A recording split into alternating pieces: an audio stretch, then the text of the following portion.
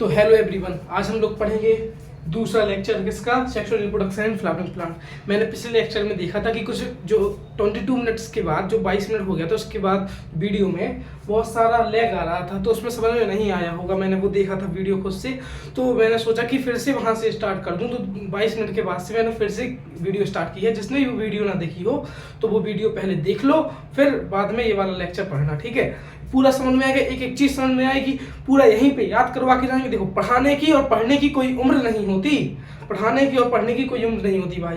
ये चीज हमेशा याद करके रखना। मेरी माँ है, मेरी माँ ने भी 40 साल में एक बहुत बड़ी जॉब निकाली है, तो पढ़ाने और पढ़ने की कोई उम्र नहीं होती।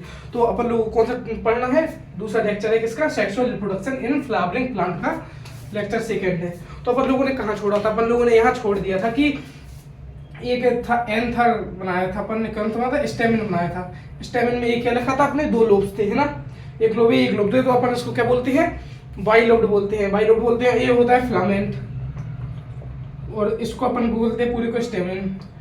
रिवाइज करके आए हो कि नहीं आए हो? अगर रिवाइज करके नहीं आए हो तो कोई प्रॉब्लम नहीं, मैं रिवाइज करवाता हूँ। सबसे पहले अपन ने चैप्टर के नेम को बाइफरकेट किया था, काटा था उसको। तो क्या बोला था कि सेक्सुअल रिप्रोडक्शन मतलब जो 2 पेरेंट्स जो होते हैं, मेल और फीमेल पेरेंट्स जो होते हैं, वो जब आपस में मीटअप करते हैं तो एक नई प्रोजनी बनती है। जब जो मेल और फीमेल गैमेट होते हैं अपन में फ्यूज होते हैं तो एक न्यू प्रोजनी बनती है, उसको अपन कहते हैं ऑफस्प्रिंग या बेबी। तो जो सेक्सुअल रिप्रोडक्शन होता है उसमें क्या होता है, 2 पेरेंट्स इन्वॉल्व रहते हैं, एक मेल और फीमेल पेरेंट्स इन्वॉल्व रहते हैं, एक नई प्रोजनी का जन्म देते हैं। और फ्लावरिंग प्लांट का मतलब अपन ने क्या पढ़ा था कि एंजियोस्पर्म प्लांट, जो एंजियोस्पर्म प्लांट होते हैं वो फ्लावरिंग प्लांट होते हैं और उनमें सीड होता है और उनमें फ्लावर्स भी प्रेजेंट होते हैं। वो फ्लावर बियर करते हैं और फ्लावर है तो उसमें फ्रूट्स होगा, फ्रूट्स है तो उसमें सीड होगा। तो एकमात्र ऐसे प्लांट्स हैं फ्लावरिंग प्लांट है, उसी को अपन एंजियोस्पर्म प्लांट्स कहते हैं, जिसमें फ्रूट होता है और सीड होता है। ठीक है, इतना समझ गए अपन लोग। फिर अपन लोगों ने पढ़ा था कि जो फ्लावर्स होते हैं वो किस किस के लिए यूज होते हैं। फ्लावर्स जो होते हैं वो घर पे वर्शिप करने के लिए यूज, उन्हें पूजा करने के लिए यूज होते हैं, ऑर्नामेंटल पर्पस में यूज होते हैं, एस्थेटिक पर्पस में यूज होते हैं। एस्थेटिक पर्पस का मतलब अपन लोगों ने क्या समझा था कि जो एस्थेटिक पर्पस का मतलब अपन लोगों ने समझा था कि आकर्षण के रूप में, किसी को अट्रैक्ट करने के रूप में, अट्रैक्शन के रूप में इनके फ्लावर्स का यूज जो होता है। फिर अपन लोगों ने क्या पढ़ा था, फ्लावर किसी भी फिर अपन लोगों ने पढ़ा था फ्लावर्स के बारे में। फ्लावर्स जो होते हैं वो किससे बनते हैं, सूट से बनते हैं। किसकी मॉडिफाई होती है, सूट की मॉडिफिकेशन होता है। फ्लावर्स क्या होती हैं, सूट की मॉडिफिकेशंस होती हैं। सूट की मॉडिफिकेशन को ही अपन फ्लावर्स कहते हैं। इतना चीज समझ गए थे अपन लोग, है ना। फिर अपन लोगों ने इसके बाद पढ़ा था जो फ्लावर्स होते हैं वो उसमें कई पार्ट्स होते हैं, जैसे कि कैलेक्स, कोरोला, एंड्रूसियम, गाइनोसियम। कैलेक्स क्या होता है, ग्रुप ऑफ सेपल, जो नीचे नीचे पत्तियां थी, इमेजिन करो नीचे नीचे पत्तियां थी, उसको अपन कहते हैं कैलेक्स। उनका ग्रुप ऑफ सेपल्स होता है उसको अपन कहते हैं कैलेक्स। ग्रुप ऑफ पेटल्स होते हैं वो हरे भरे होते हैं, मतलब जो रंगीन होते हैं वो अपने पेटल्स कहलाते हैं, कलरफुल होते हैं। तो ग्रुप ऑफ पेटल को अपन बोलते हैं कोरोला।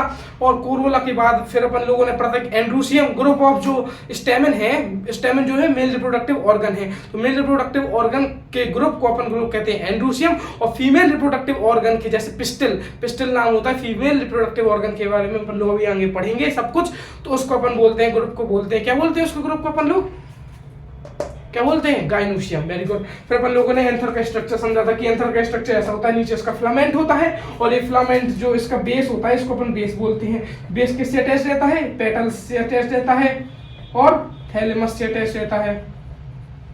किससे, पेटल्स और थैलेमस से अटैच रहता है। और जो एंथर होता है कैसा होता है, बाइलोब्ड होता है, मतलब 2 लोब होते हैं इसमें। समझ गए थे, इतना है ना, अपन लोग समझ गए थे। और ये जो फिलामेंट होता है ये जो है होती रहती है, इसी की वजह से जो है फर्टिलाइजेशन होता है मेनली, जो इसी की वजह से जो है ना हेल्प करता है, किसमें, पॉलिनेशन में हेल्प करते हैं ये चीजें।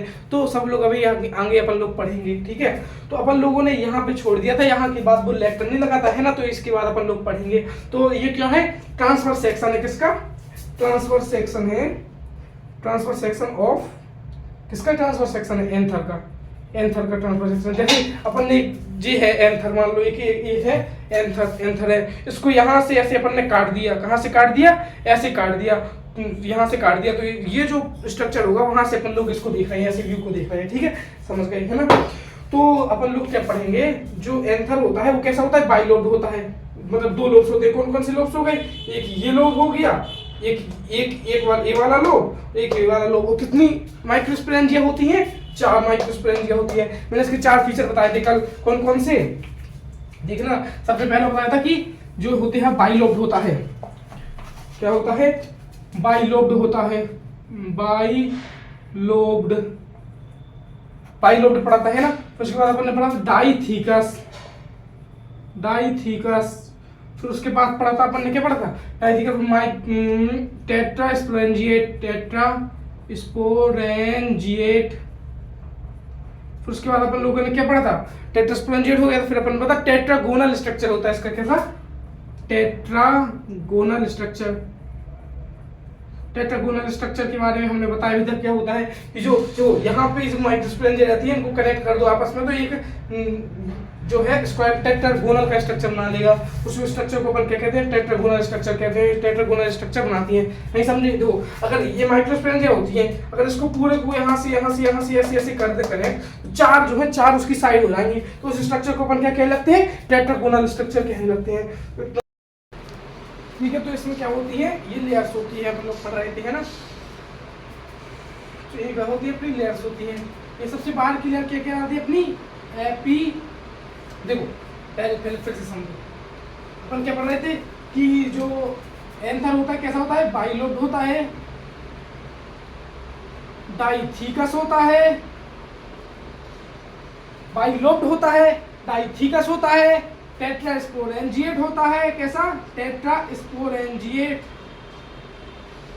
टेट्रास्पोरेंजिएट होता है, और कैसा होता है, टेट्रागोनल होता है। इस चीजों को अपन लोगों ने, चारों चीजों को क्या कर लिया, समझ लिया। देखो अब जो होती है माइक्रोस्पोरेंजिया होती है ना, जो एंथर होता है वो ऐसा होता है, देखना। वो जो अपन क्या कर रहे हैं, उसका ट्रांसफर सेक्शन पढ़ रहे हैं, एंथर का जो है वो ट्रांसफर सेक्शन पढ़ रहे हैं। अपन लोगों ने ऐसा काट दिया है एंथर को, और यहाँ से ऊपर से देख रहे हैं, ऐसे देख रहे हैं ऊपर से, है ना। तो अपन को क्या दिख रहा है, ऐसे दिख रहा है। तो एंथर पता है कैसे होता है, जैसे ये है एंथर जो है ऐसा दिखता है, कैसा, ये जो पास नहीं है, जैसे अपन दूर दूर करें ऐसे, तो एंथर ऐसे दिखता है, ऐसे, ठीक है। ऐसे ही 2 नीचे होते हैं, ठीक है।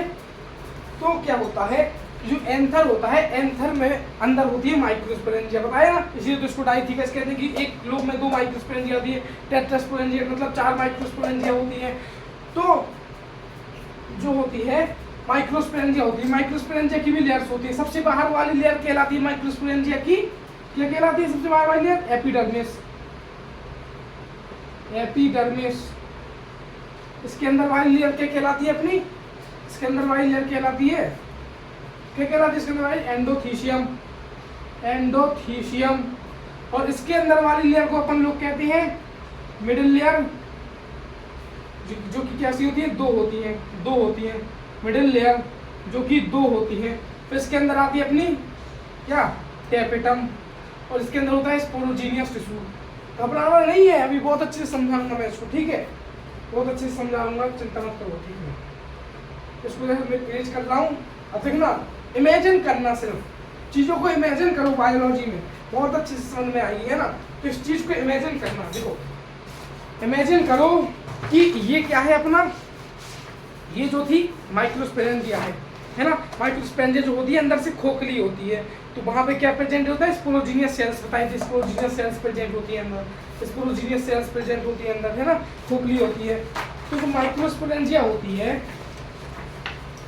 देखो तो बता रहा हूँ कैसे, एक लेयर, 2 लेयर, 3 लेयर, 4 लेयर। देखो क्या होता है, सबसे बाहर वाली लेयर, जो सबसे बाहर वाली लेयर होती है उसको अपन बोलते हैं क्या, एपिडर्मिस। तो सबसे देखो ऐसा स्ट्रक्चर होता है इसका, ठीक है ना, ऐसे अंदर की तरफ रहता है। अंदर क्या होता है, स्पोरोजीनियस टिश्यू भरे रहते हैं, अपने स्पोरोजीनियस सेल्स भरे रहते हैं, ठीक है। सबसे बाहर वाली लेयर होती है, जो सबसे बाहर वाली लेयर अपन लोगों ने पढ़ी थी, उस लेयर को बोलते हैं अपन क्या, एपिडर्मिस। उसके अंदर जो एक लेयर थी, उसको बोलते हैं अपन क्या, एंडोथीशियम। उसके अंदर अपनी 2 लेयर्स थी, है ना, उसके अंदर अपनी 2 लेयर्स थी। उस 2 लेयर को क्या बोलते हैं अपन लोग, क्या बोलते हैं उस 2 लेयर को, मिडिल लेयर। और उसके अंदर एक फिर क्या थी, टेपेटम थी। ये क्या थी, टेपेटम थी। टेपेटम जो होती है उसके अंदर होती है, क्या होती है, स्पोरोजीनियस टिश्यू होते हैं। इसके अंदर क्या भरे रहते हैं, स्पोरोजीनियस टिश्यू भरे रहते हैं। जैसे समझो फिर से कि ये देखो ये है क्या, टेपिटम, सबसे बाहर वाली लेयर। इसके अंदर क्या भरा है, स्पोरोजीनियस टिश्यू भरा है, स्पोरोजीनियस टिश्यू भरा है। और बीच वाली लेयर क्या है, ये अपनी एंडोथीसियम, और ये है एपिडर्मिस। अब इसको कैसे अरेंज करेंगे, देखो सबसे अंदर है टेप्टम, है ना, इसके बाहर वाली 2 लेयर्स हैं, ये जो लेयर्स कहलाती है वो कहलाती है अपनी कौन सी, मिडिल लेयर। जो 2 लेयर होती है वो मिडिल लेयर कहलाती है। उसके बाहर कोई लेयर होगी उसको अपन कहते हैं, ये वाली लेयर कौन सी होगी, ये होगी एंडोथीसियम, और सबसे बाहर होगी एपिडर्मिस। समझ रहे होंगे इतनी रूटीन है। सबसे बाहर होती है एपिडर्मिस, उसको लिखेंगे अपन लोग क्या, layers of microsporangia, sporangia, layers of microsporangia कितनी होती है, 4 पढ़ी हैं अपन लोगों ने। सबसे पहली कौन सी है, सबसे बाहर वाली एपिडर्मिस, उसके अंदर वाली कौन सी है, एंडोथीसियम,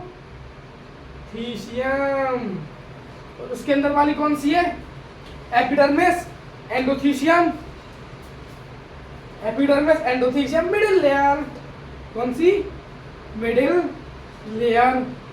उसके अंदर वाली कौन सी है, टेपिटम, कौन सी है, टेप्टम। सबसे बाहर कौन सी है, एपिडर्मिस, फिर आती है सबसे बाहर कौन सी है, एपिडर्मिस, फिर आती है अपनी कौन सी, एंडोथीसियम, फिर आती है 2 कौन सी, मिडिल लेयर, फिर आती है सबसे अंदर कौन सी, टेपिटम। समझ गए। एपिडर्मिस होती है वो आउटर कवरिंग होती है, आउटर मोस्ट कवरिंग होती है। एंडोथीसियम होती है किस किस के बीच में प्रेजेंट रहेगी, एपिडर्मिस और मिडिल लेयर के बीच में प्रेजेंट रहेगी, present between epidermis and middle layer.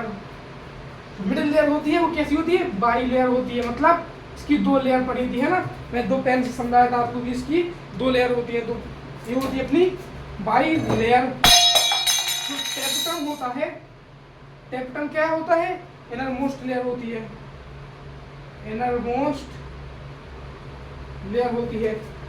जो एपिडर्मिस होता है उसका काम होता है प्रोटेक्शन प्रोवाइड करना, प्रोटेक्शन प्रोवाइड करती है। एंडोथीसियम होती है, ये होती है थोड़ी मोटी लेयर होती है, ये थोड़ी थिक लेयर होती है एंडोथीसियम। और जो एपिडर्मिस और एंडोथीसियम है, ये दोनों का काम होता है डेहिसेंस ऑफ एंथर में। किसमें, डेहिसेंस ऑफ एंथर, मतलब जब एंथर फटता है, जब देखो जब उसके अंदर पोलन ग्रेन होते हैं, पोलन ग्रेन जो होते हैं, पोलन ग्रेन जो होते हैं वो मैच्योर हो जाते हैं। जो पोलन ग्रेन जो है वो मैच्योर हो जाते हैं तो जो है एंथर जो है फट जाता है। एंथर नहीं फटता है, एंथर की 2 लेयर फटती है, कौन सी, एपिडर्मिस और एंडोथीसियम, और ये जो 2 है तो खत्म हो जाती है। मिडिल लेयर और टेपिटम जो है वो डिजनरेट हो जाती है। ठीक है, जो कौन सी बचती है, एपिडर्मिस बचती है, एंडोथीसियम बचती है। ये दोनों क्या करती है, क्या करती है, फटती है। डेहिसेंस करवाने, एंथर का डेहिसेंस करवाने में, मतलब एंथर का फटने में। एक लाइन है डेहिसेंस ऑफ एंथर, अच्छे से याद रखना, पेपर में आ सकता है। डेहिसेंस ऑफ एंथर का मतलब होता है एंथर का फटना। कौन कौन करवाता है, एपिडर्मिस और एंडोथीसियम जो है वो डेहिसेंस ऑफ एंथर में हेल्प करवाती है। चलो इतना समझ गए। और जो मिडिल लेयर होती है, मिडिल लेयर का काम क्या होता है, नरिशमेंट प्रोवाइड करना, नरिशमेंट प्रोवाइड, किसको प्रोवाइड करती है, नरिशमेंट किसको प्रोवाइड करती है, टेप्टम को नरिशमेंट प्रोवाइड करती है। किसको, टेप्टम को नरिशमेंट प्रोवाइड करती है। और जो टेप्टम होती है, टेप्टम किसको प्रोवाइड करता है, स्पोरोजीनियस सेल्स को, स्पोरोजीनियस सेल्स को नरिशमेंट प्रोवाइड करता है। तो नरिशमेंट प्रोवाइड करेगा तो मिडिल लेयर को होता आती है, धीरे धीरे करके जब मैच्योर होने लगता है तो धीरे धीरे करके जो है खत्म हो जाती है। ऐसे ही टेप्टम जो है वो खत्म हो जाती है ना। और ये दोनों लेयर बचती है, एपिडर्मिस और एंडोथीसियम लास्ट में। और यही बाद में जो है डेहिसेंस ऑफ एंथर, एंथर की डेहिसेंस में हेल्प करती है। चलो हो गया इतना। फिर अपन लोगों ने क्या पढ़ा, और लोग क्या पढ़ेंगे इतना चीज आगे समझ में, लेयर्स ऑफ क्या होती है, लेयर्स कौन कौन सी होती है, माइक्रोस्पोरेंजिया की लेयर्स क्या होती है। अब अपन ने क्या पढ़ा, जो माइक्रोस्पोरेंजिया है उसके अंदर कौन सी सेल है, उसके अंदर कौन सी सेल पढ़ी थी अपन लोगों ने, माइक्रोस्पोरेंजिया के अंदर होती है, माइक्रोस्पोरेंजिया उसके अंदर होती है अपनी कौन सी सेल, स्पोरोजीनियस सेल। कौन सी सेल होती है, स्पोरोजीनियस सेल्स होती हैं। माइक्रोस्पोरेंजिया के अंदर कौन सी सेल होती है? स्पोरोजीनियस सेल होती है। जो स्पोरोजीनियस सेल्स होती है वो डायरेक्टली वर्क करती है, एक लाइन है एनसीईआरटी में, कैसे? Directly worked as the pollen mother cell, directly act as the, कैसे? पोलन मदर सेल जैसे एक्ट करती है। जो स्पोरोजीनियस सेल होती है वो क्या करती है? Directly worked as the pollen mother cell, कैसे वर्क करती है? Directly worked as the pollen mother cell. जो स्पोरोजीनियस सेल होती है डायरेक्टली कैसे वर्क करती है? पोलन मदर सेल के जैसे वर्क करती है। अब जो पोलन मदर सेल का दूसरा नाम होता है अपना क्या? Microspore mother cell. Mother cell मतलब क्या होता है? ऐसी सेल जो कि नए बच्चों को जन्म दे, ऐसे ही होती है माइक्रोस्पोर मदर सेल होती है। माइक्रोस्पोर मदर सेल जो होती है वो किसको जन्म देती है? वो किसको प्रोड्यूस करती है? वो प्रोड्यूस करती है किसको? माइक्रोस्पोर को। माइक्रोस्पोर मतलब होता है पोलन ग्रेन। पोलन ग्रेन को जो है वो बनाती है, कौन बनाती है? Microspore mother cell. ठीक है, समझ जाओगे। पीएमसी कहते हैं, माइक्रोस्पोर मदर सेल कहते हैं। वो माइक्रोस्पोरेंजिया कैसे वर्क करती है? स्पोरोजीनियस। माइक्रोस्पोरेंजिया के अंदर कौन सी सेल होती है? स्पोरोजीनियस सेल होती है। जो स्पोरोजीनियस सेल होती है वो कैसे वर्क करती है? वो डायरेक्टली वर्क करती है, कैसे? स्पोरोजीनियस सेल्स के जो स्पोरोजीनियस सेल्स होती है वो डायरेक्टली वर्क करती है, कैसे वर्क करती है? पोलन मदर सेल्स के जैसे, और इसी को कहते हैं अपन माइक्रोस्पोर मदर सेल्स के जैसे, माइक्रोस्पोर मदर सेल्स के जैसे या पोलन मदर सेल्स के जैसे डायरेक्टली वर्क करती है। अच्छी समझ में आ गया कौन वर्क करता है? स्पोरोजीनियस सेल है, तो समझ में आ गया। अब जो चीज हो गई, जो स्पोरोजीनियस सेल्स होती है वो डायरेक्टली वर्क करती है पोलन मदर सेल के जैसे। और पोलन मदर सेल पता है कैसी होती है? जो पोलन मदर सेल होती है वो होती है 2n स्ट्रक्चर। कैसा? 2n स्ट्रक्चर होती है। पोलन मदर सेल होती है 2n स्ट्रक्चर। अब पोलन मदर सेल है तो अपने बच्चे बनाएंगी, तो इसमें कौन सी प्रोसेस चलती है? इसमें एक प्रोसेस चलती है जिसको बोलते हैं अपन मियोसिस। इसमें एक प्रोसेस चलती है जिसको अपन क्या बोलते हैं? मियोसिस। कौन सी प्रोसेस चलती है? मियोसिस चलती है। तो मियोसिस में क्या होता है कि ये जो पोलन मदर सेल है, जो माइक्रोस्पोर मदर सेल है, वो जो है 4 सेल में डिवाइड हो जाती है। अपन लोगों ने यार 11th में पढ़ा है कि कोई भी अगर सेल मियोसिस करती है तो वो 4 सेल बनाती है ना? और कैसी सेल बनाती है? हैप्लॉइड सेल बनाती है। ये डिप्लॉइड है तो ये सब क्या होंगी? n होंगी, मतलब n पूरी क्या होंगी? हैप्लॉइड सेल होंगी। क्या होंगी? हैप्लॉइड सेल होगी। पोलन मदर सेल कैसी है? Diploid cell. याद कर लेना, बहुत काम में आता है। पोलन मदर सेल जो होती है डिप्लॉइड सेल होती है, और पोलन मदर सेल होती है वो डिप्लॉइड सेल होती है।